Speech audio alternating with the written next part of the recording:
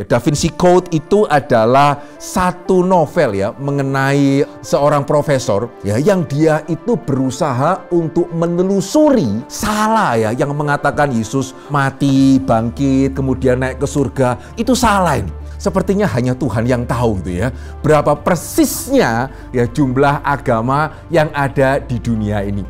Shalom, selamat berjumpa di dalam Fokus Fondasi Kekristenan untuk Semua.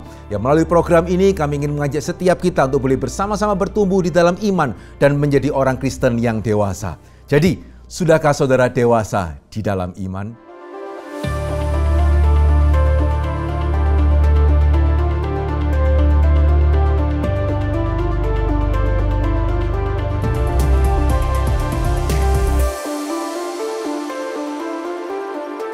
Saudara, di dalam pertemuan yang pertama ini kita akan membahas mengenai satu tema, yaitu Allah dan agama.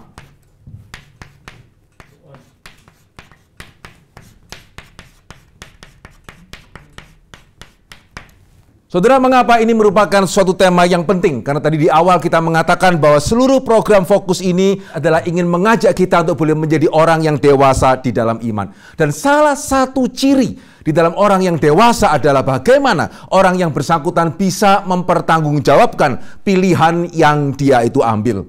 Saudara, saya percaya pada waktu kita masih sekolah TK atau SD begitu ya, ketika orang bertanya kepada kita, kenapa kamu masuk ke dalam sekolah itu? Ya, saya rasa jawaban kita akan standar ya. Kita akan menjawab, ya karena orang tua saya memasukkan saya di TK ini, orang tua saya memasukkan saya di SD itu, dan seterusnya. Tetapi saya percaya akan bermasalah ya jikalau pada waktu kita kemudian menjadi mahasiswa dan orang bertanya kepada kita, kenapa kamu mengambil jurusan ini? Dan kemudian kita memberikan jawaban yang sama. Ya, saya masuk ke dalam jurusan ini ya karena orang tua saya memasukkan saya ke jurusan ini.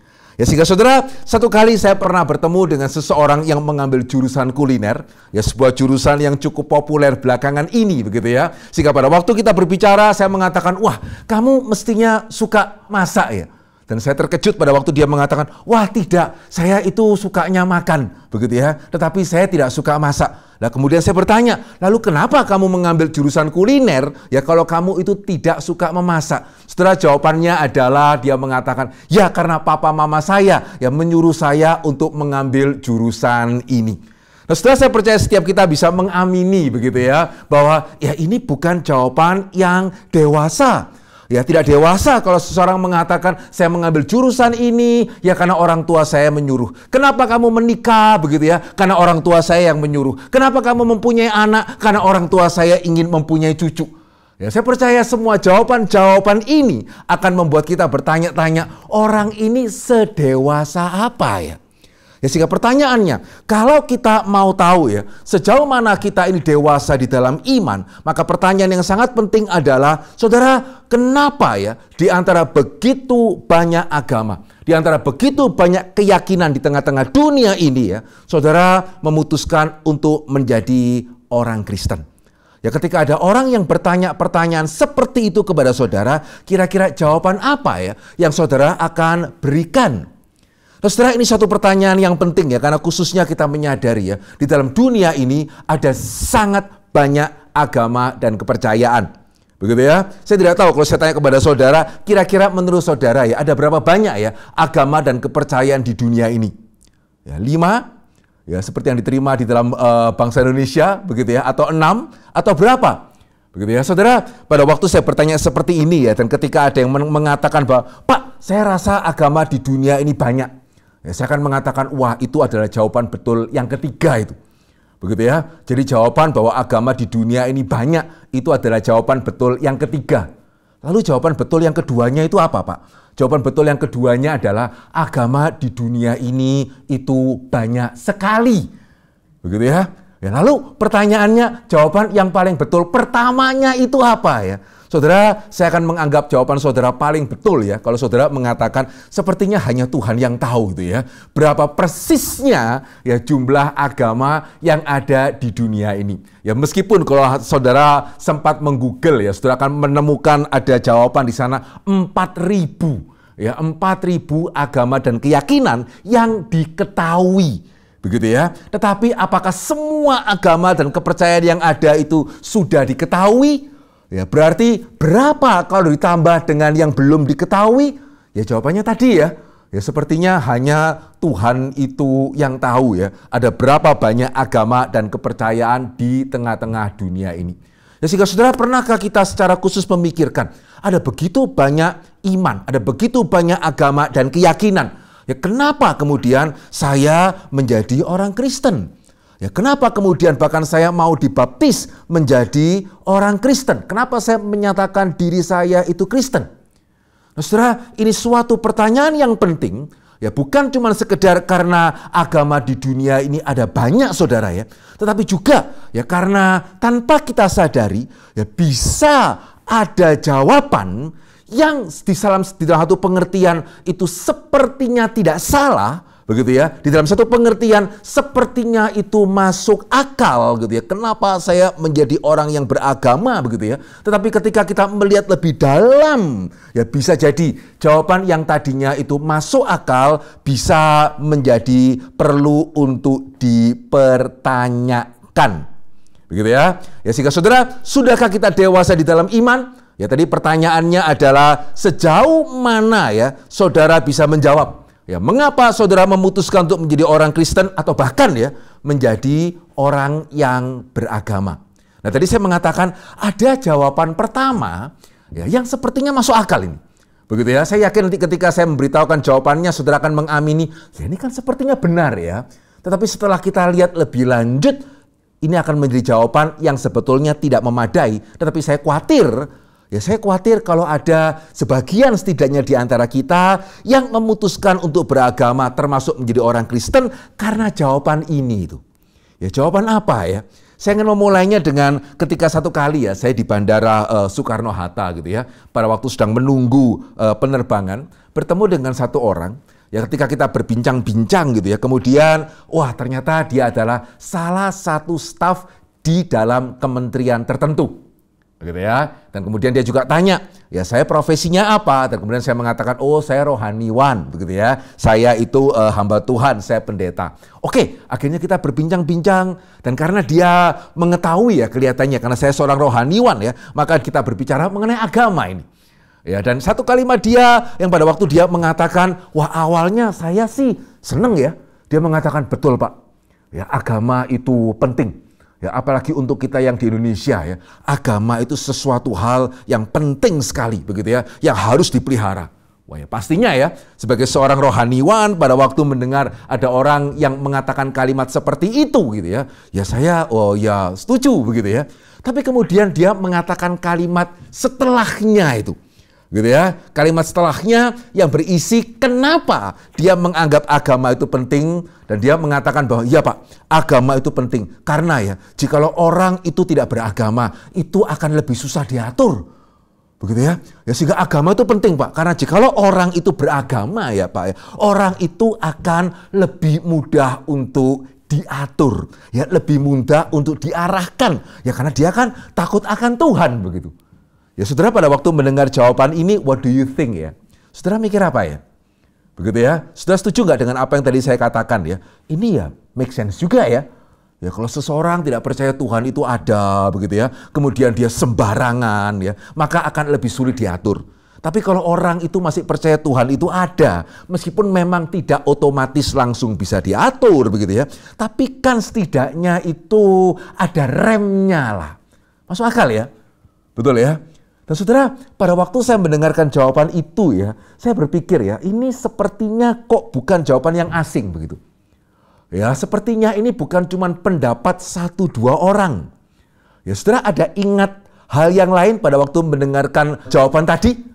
Ya, yang pasti ya, pada waktu itu saya teringat sebuah novel yang sempat menghebohkan kekristenan sekitar 20 tahun yang lalu ya, ditulis oleh seorang yang bernama Dan Brown. Ya, novel itu berjudul Da Vinci Code. Begitu ya. Suatu novel yang sangat populer 20 tahunan yang lalu, bahkan mungkin bisa jadi juga banyak sepertinya menggoncangkan orang Kristen ini.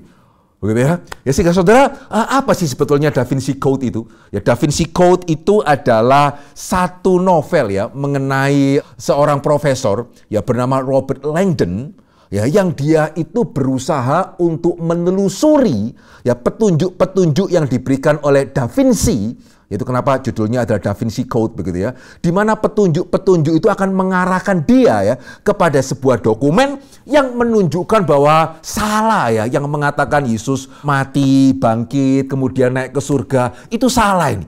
Ya, dokumen-dokumen itu akan menunjukkan bahwa Yesus sebetulnya itu sempat menikah, begitu ya. Kemudian mempunyai anak dan mempunyai keturunan.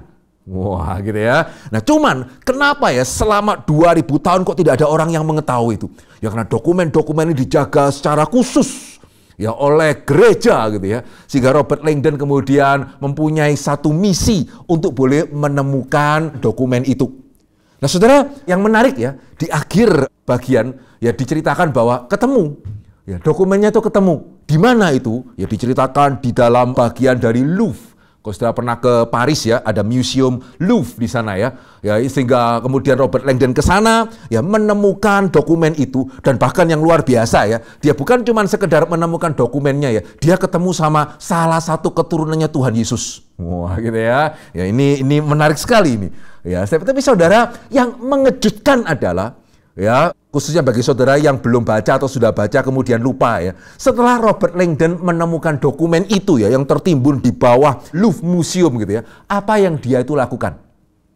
Ya, apa yang dia lakukan dengan dokumen-dokumen itu? Wah, ini twistnya ini. Ya, ini yang surprise-nya ini.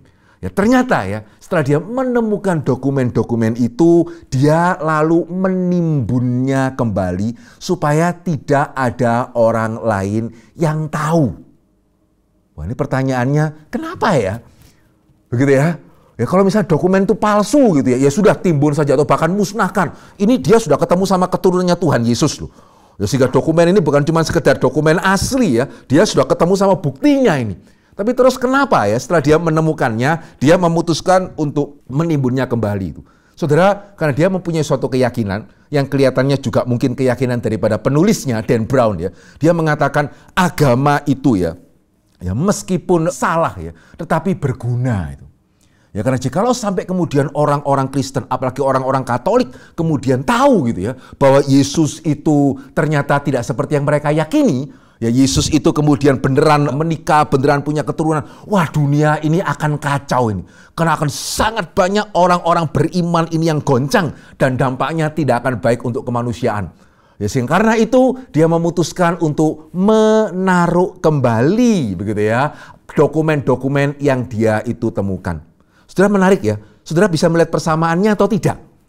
Begitu ya. Yang satu adalah Indonesia begitu ya. Yang satu adalah penulis novel, saya tidak tahu Dan Brown sendiri itu ateis atau tidak begitu ya.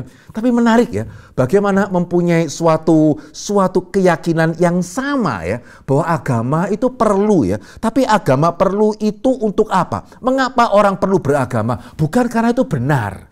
Begitu ya, bukan karena itu akan membawa ke surga. Tidak. Ya, tetapi kita memerlukan agama karena agama itu bisa menolong kita menjalani kehidupan sehari-hari.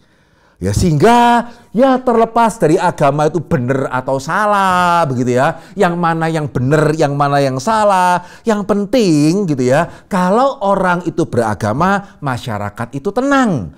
Ya, masyarakat tidak menjadi kacau. Ya, karena itu kita perlu untuk beragama.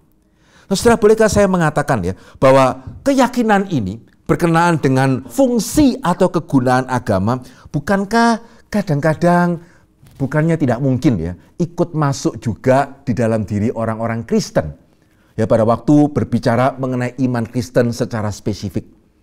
Saudara, benarkah ya, betulkah tidak ada ya orang Kristen yang membawa anaknya ke sekolah minggu sebetulnya ya khususnya supaya anaknya jadi baik?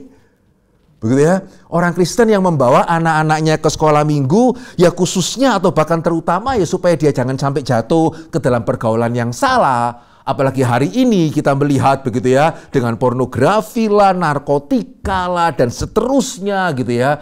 Ya sehingga kalau sampai anak saya itu masuk ke dalam gereja, ya kemudian ikut sekolah minggu, diajari jadi anak yang baik, anak yang saleh, anak yang takut akan Tuhan gitu ya. Ya harapannya anak saya bisa baik-baik, rajin belajar begitu ya, tidak melawan orang tua dan juga tidak jatuh kepada hal-hal yang salah seperti tadi. Begitu ya. Ada orang tua yang berpikir seperti ini? Ya. Mungkinkah saudara menjadi salah satunya? Ya, sehingga saya atau kita membawa anak ke gereja ya supaya dia menjadi anak yang baik. Nah, saudara perhatikan, ya don't get me wrong ya, jangan salah ya. Saya tidak bermaksud mengatakan bahwa agama tidak ya relevan untuk menolong kita menjalani kehidupan sehari-hari. Bukan. Ya, nanti selanjutnya kita akan melihat ya bagaimana kita mengenal Allah. Ya sebetulnya itu sangat mempengaruhi ya bagaimana kita mengerti dunia ini.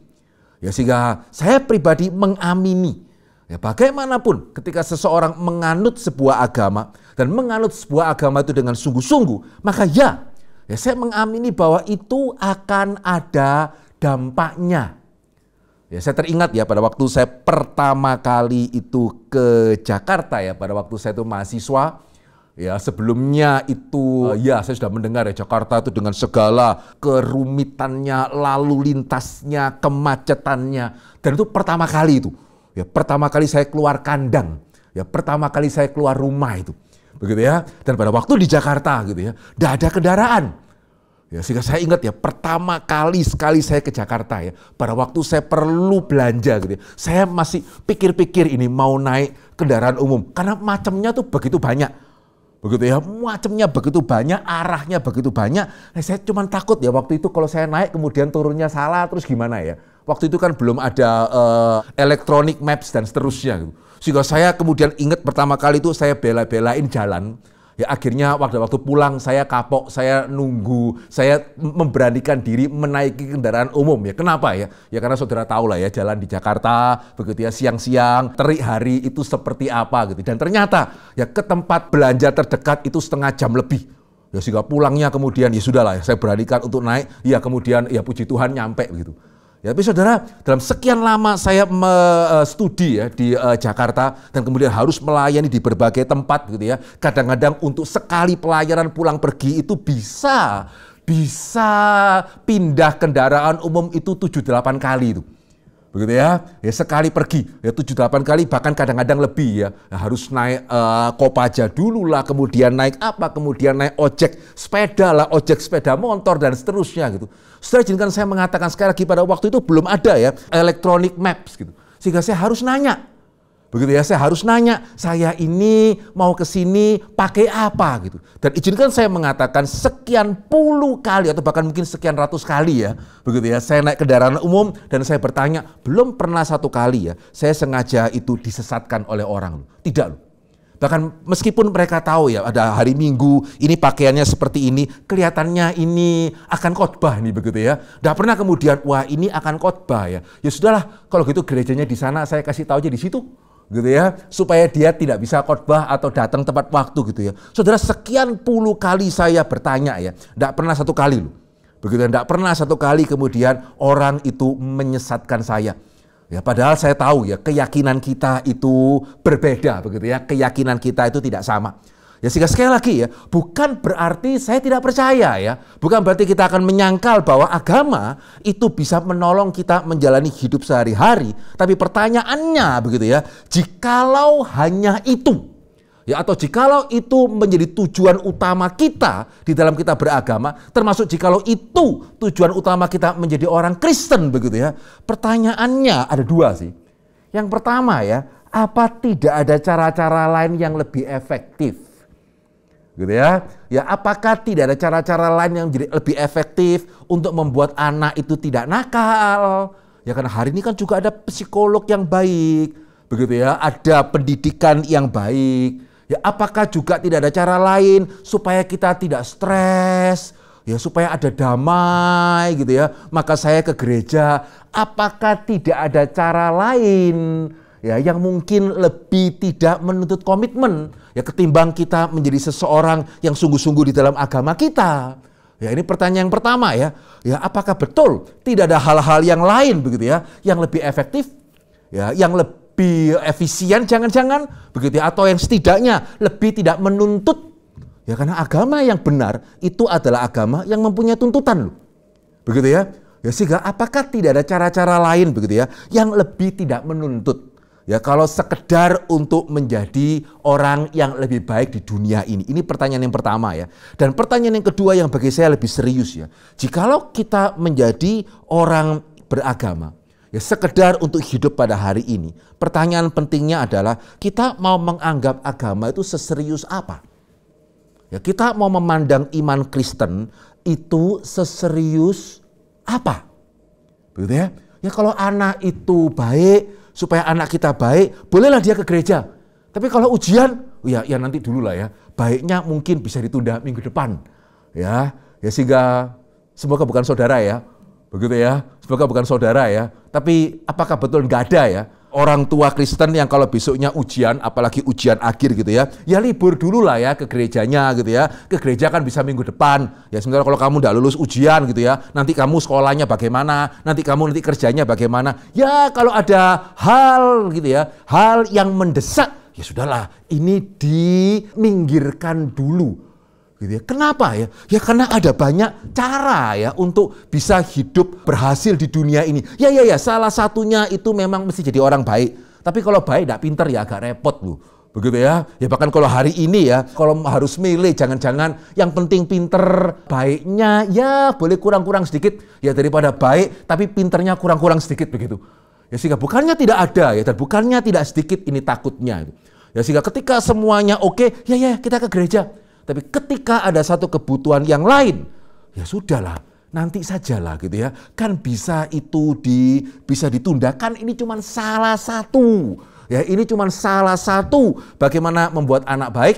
Ini kan salah satu untuk bagaimana hidup itu ada ketenangan. Ya sehingga kalau ada acara lain yang bisa lebih menjanjikan ketenangan, liburan ke luar negeri misalnya begitu ya, atau hal yang lain, ya sudahlah, enggak usah ke gereja dulu gitu ya. Nanti karena ini lebih tenang loh. Ya bahkan ini mungkin lebih menyenangkan begitu ya. Sehingga ya libur 2-3 minggu lah ya. Nanti setelah pulang dari liburan kita kembali ke gereja lagi gitu.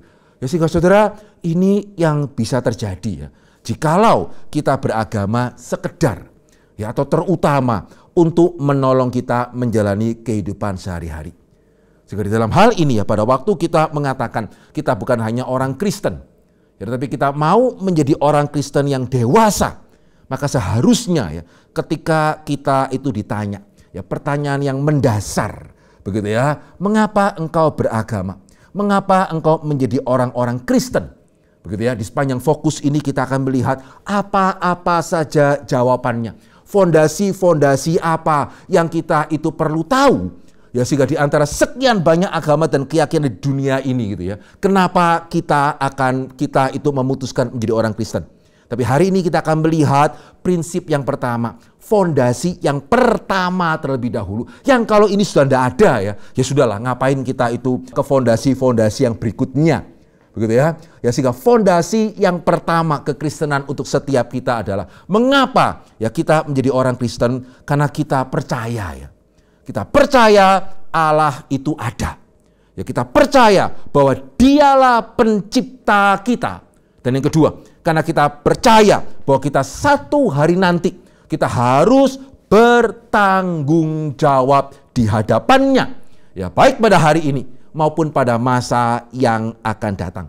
Dan menjadi keyakinan saya ya, hanya jikalau kita percaya akan kedua hal ini, maka di sini kita melihat, disinilah kita menemukan satu keunikan agama. Termasuk satu keunikan daripada iman Kristen yang saudara tidak bisa temukan di dalam hal yang lain manapun juga.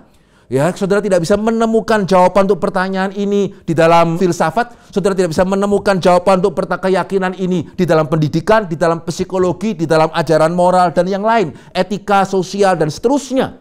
Begitu ya, sehingga hanya jikalau kita mengamini kedua hal ini ya, kita melihat satu dasar pertama ya, kenapa saya menjadi orang Kristen? Karena saya percaya Allah itu ada.